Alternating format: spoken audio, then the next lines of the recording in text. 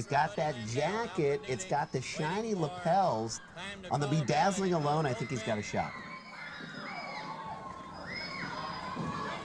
There goes the bell.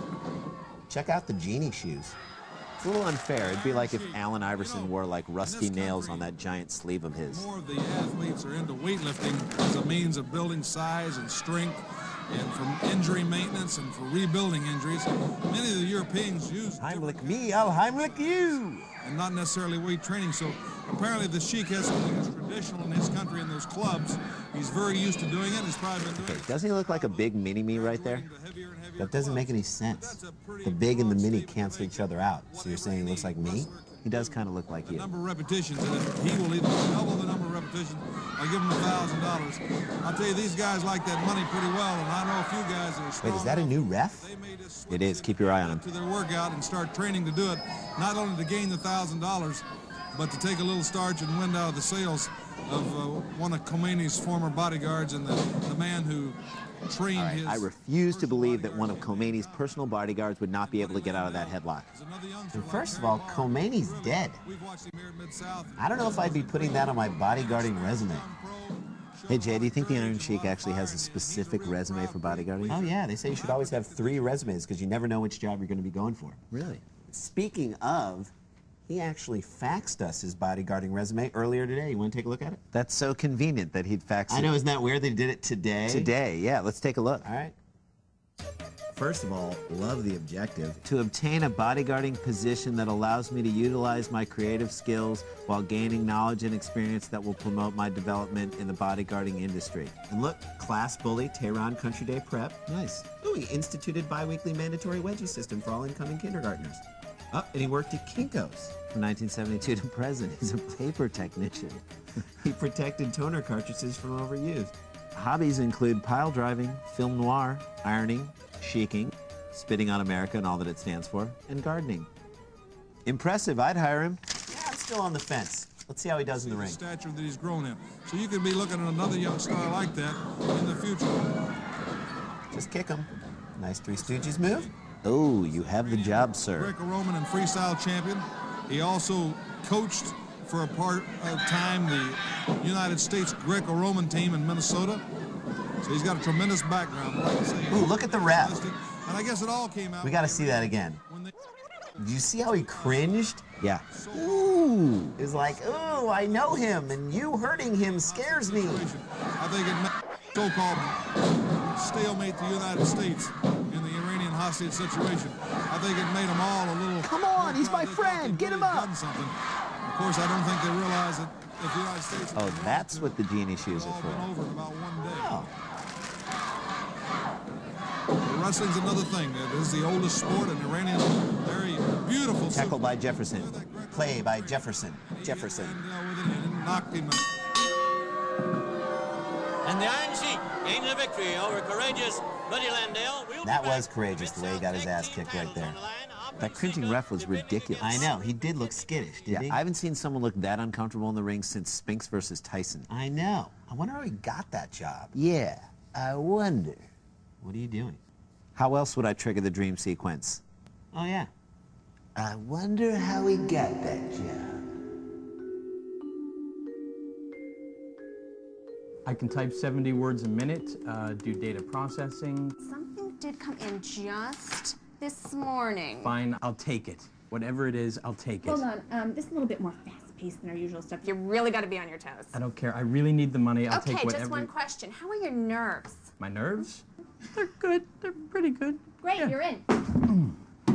Stephanie, I need to talk to you when you're done.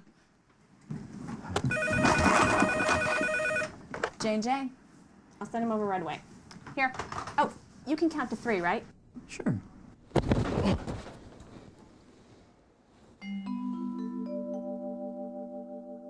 Oh, that explains it. Yeah. I wonder how we pay for this show. Yeah.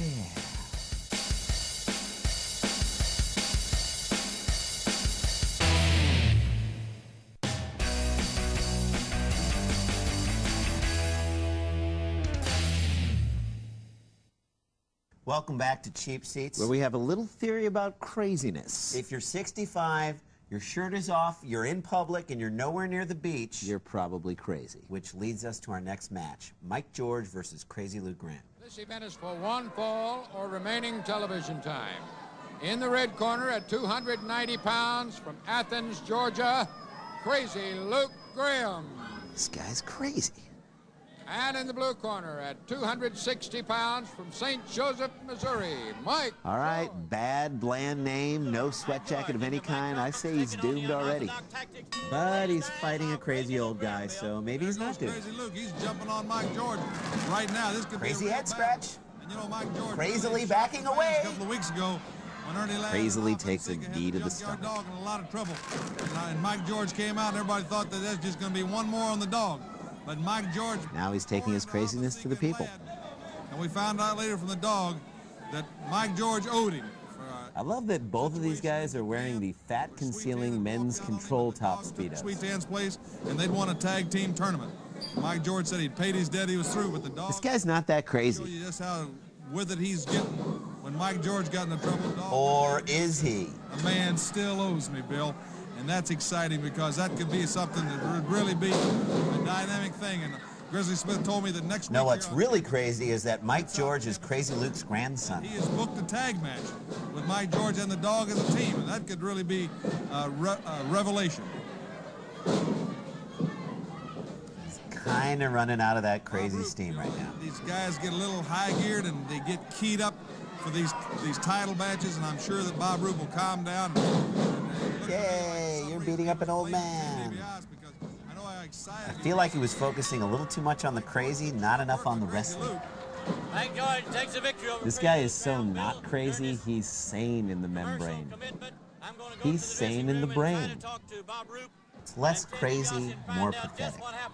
Get off me, old man. You don't understand me. You'll never understand me.